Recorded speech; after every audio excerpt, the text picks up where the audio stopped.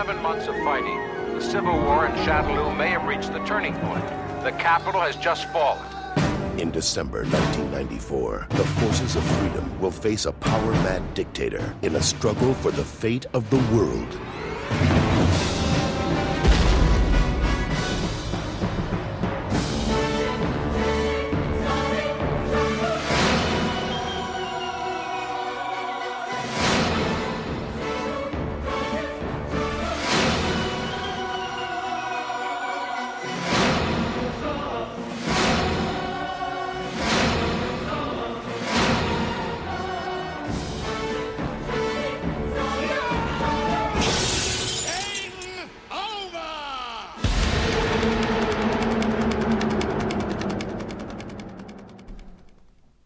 And hello, everyone. I'm Adam Archer. And I'm Mark Hall, and this is Bullets, Bourbon, and Karate. And this week's episode is Street Fighter.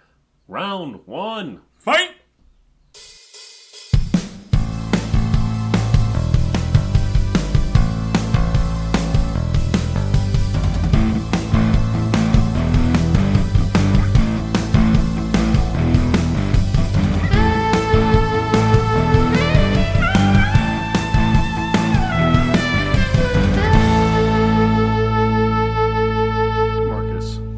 We're back.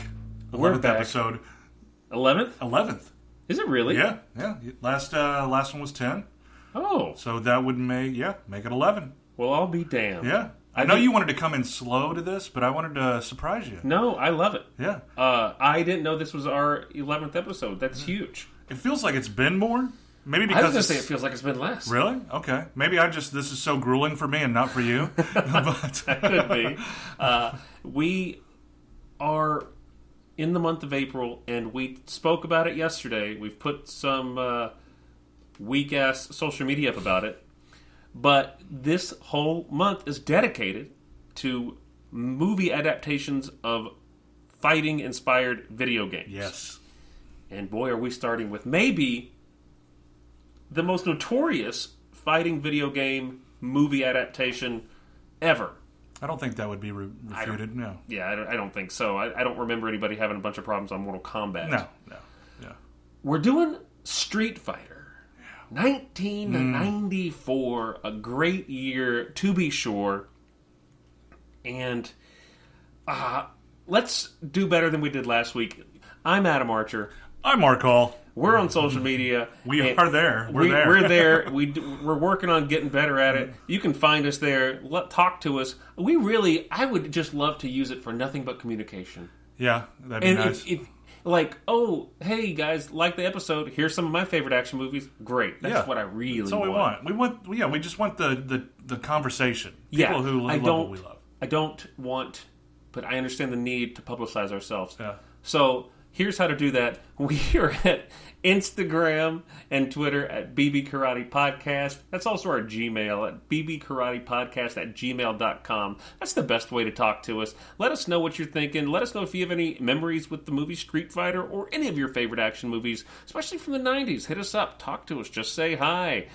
And on Facebook, you can find us at Bullets, Bourbon, and Karate. And Adam didn't mention it, but we maybe have mentioned it 2, 3, a handful of times out of the 11 episodes now that we've done. Maybe you could rate us. That would be nice. Oh, maybe. Yeah. A lot of people push that. Maybe we need to start pushing that every episode. But even a rate, even if you throw something in the reviews too after a rate, like, hey, you guys do this movie. I mean, maybe we'll already have it in the back of our minds, but you never know. We've already had a few people reach out where we've had some inspiration too. So always feel free to do that. Yeah, hit that 5-star button. It's very quick. And if you want to leave us a written review, that's even better. So now that that's out of the way, let's talk about Street Fighter. 1994. What? I watched this movie a shit ton. Yeah. I watched it over and over, like back to back. I would just rewind it, start it over, rewind it, start it over. Do you have fond memories of this movie as a kid? I do. I definitely remember seeing it for the first time and watching it a number of times because in 94 I was just about to go into high school as well. So it was at a time when it was like the end of kind of play things at that time when I was about to go into high school, so I was about to try to be cooler, you know what I mean? Yeah. So maybe video games and stuff like that, I would still play them at home. Right. But at this time, I was like, let me cram all this in. I was really excited for Street Fighter. Went and saw it at the theaters. Remember doing that. Went and saw it by myself. And yeah, it was everything that I wanted. Yeah. It was everything It's amazing how that works. Yeah. It was everything I wanted as a kid, too. Right. I remember getting teary-eyed during Jean-Claude Van Damme's speech. You know, kick that son of a bitch Bison's ass so hard that the next Bison wannabe's going to feel it. Wow. It was my Bill Pullman Independence Day speech. It was... wow.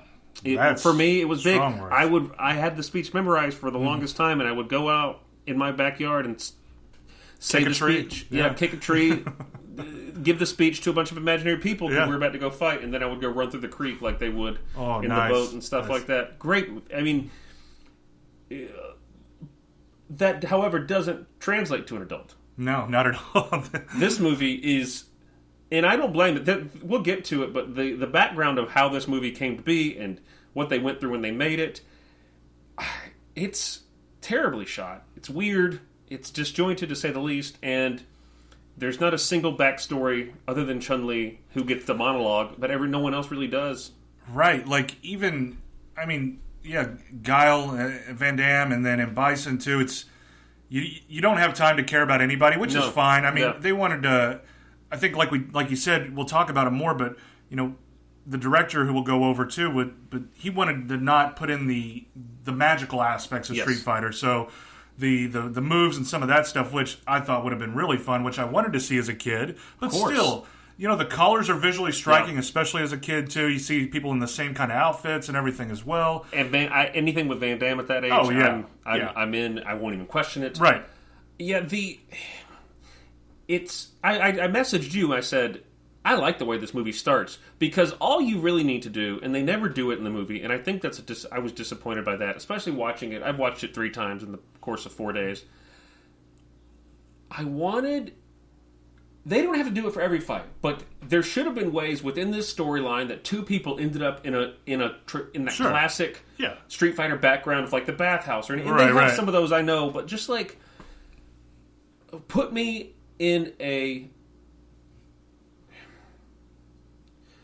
well, I guess they couldn't do an aircraft hangar, but a bunch of people watching and doing cheers as they fight, drinking beer, sitting on the hood of a car, then it goes away from that. But show me that wide 2-person shot, sort of going back and forth with someone screaming "fight." You have to honor that, and I don't understand why they didn't. Yeah, I think that like we talked about, or like I mentioned, the director wanted to pull away from everything. Like he was scared about Mario Brothers, which came out recently, and he didn't want to pigeonhole everything that the arcade game had into this, which it kind of sucks. It does suck because I love the idea of setting up a story, but at the same time, when you're at that environment, just make it a video game. Then and you have those 2 people. Why couldn't it can end up like E Honda and Zangief's fight scene all over, but let it start and it doesn't have to be every fight. But we need one fight scene. Maybe it's the final one. It's Bison and Guile, and they're on the thing, and it's just a wide 2-person shot, and they're both and someone goes fight. Or something. I don't know. It doesn't have to be that. I desperately missed it and very much wanted it. And the thing with Mario, and I read all of that they're like, oh, we don't want to be like Mario. Right. You won't. Yeah. If you follow the video game, you won't. No. Because Mario was like, we can't be like the video game. We're going to be fucking insane. Yeah, you will. And it was. And it's just like, you have Dennis Hopper. Well, let's not even talk about Mario. Let's go. Let's not get sidetracked here. But yeah, it's like you have all the basics, just like Mortal Kombat did. You could throw that up on the movie as a fight game, just with fighting, and you're set. People are going to see it. This movie made enough money. It made plenty of money.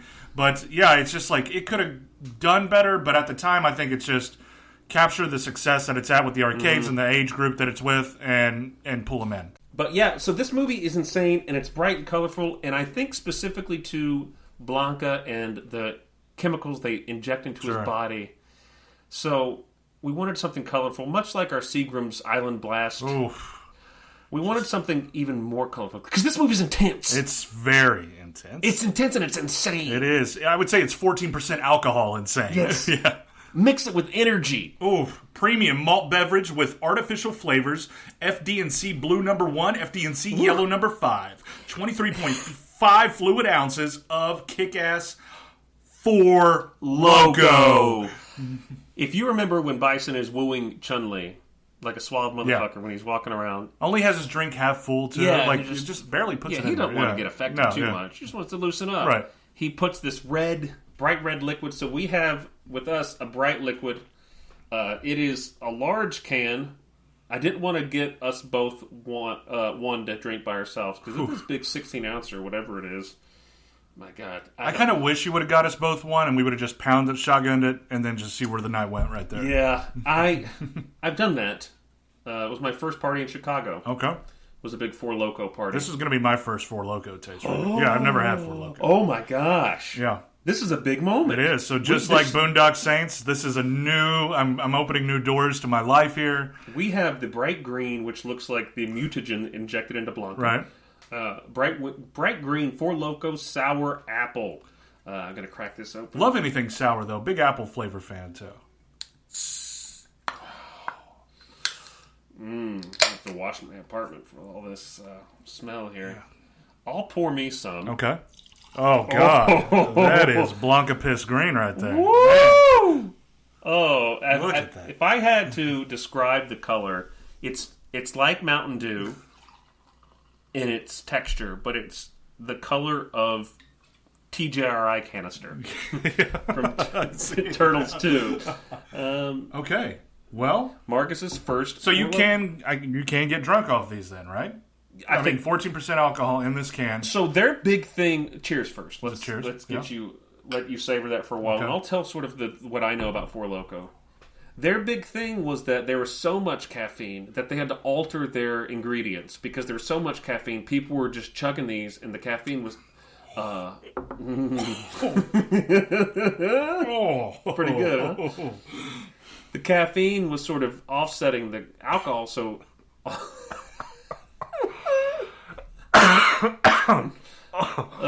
all these kids were sort of passing out and stuff like that. So they lowered the caffeine dose to maybe none. I'm not sure really. But now it's just this... I don't know. It's sort of lost its luster. Yeah. But when I first moved to Chicago... But wait, before I tell that story, how do you feel? Talk to me about what you're tasting. So I definitely... Apple is forward, definitely. But... then it's like there's another layer of this drink. There's a secondary flavor you There's get. a Satan layer in there that is just that you taste that like level of alcohol where it's just separated by the apple. Yes. Like you can taste both of them separately.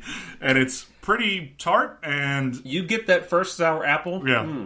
And then as soon as like you swallow, it goes to the back of your mouth. It's like, oh, there's all the alcohol. There's all the alcohol. Yeah. There's the malt liquor. Right. Malt beverage, however you want to say it. What was your flavor of choice whenever watermelon. Watermelon, okay. If you could find it.